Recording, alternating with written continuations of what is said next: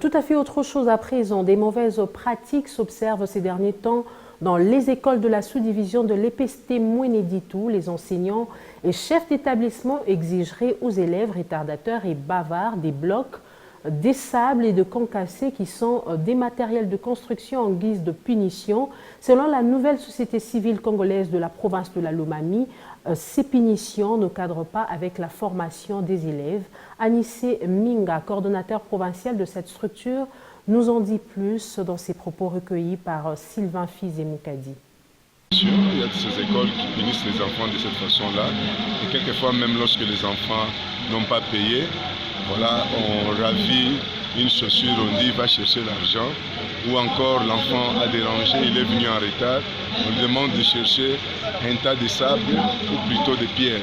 Même quand il n'a pas dérangé, et on demande à toute la salle, toute la classe d'amener par exemple les pierres. Donc les enfants sont obligés de ramasser ça et les pierres le long de la route.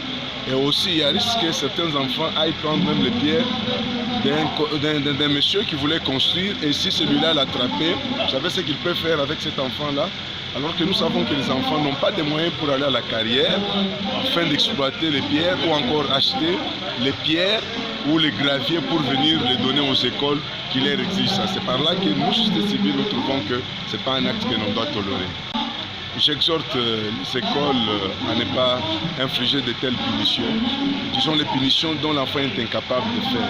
Et surtout les punitions qui vont demander à ce que l'enfant trouve les moyens financiers pour se procurer la réponse à la punition. Ce n'est pas une bonne punition. Je crois qu'il y a les cours de classe où on doit demander à l'enfant de ramasser les mauvaises herbes, on doit demander à l'enfant d'enlever les mauvaises herbes, on doit demander à l'enfant de balayer la salle de classe, d'arranger les toilettes, et ainsi de suite. Là, ce sont peut-être les genres de punitions qui vont dans le sens éducatif plutôt, je voulais dire.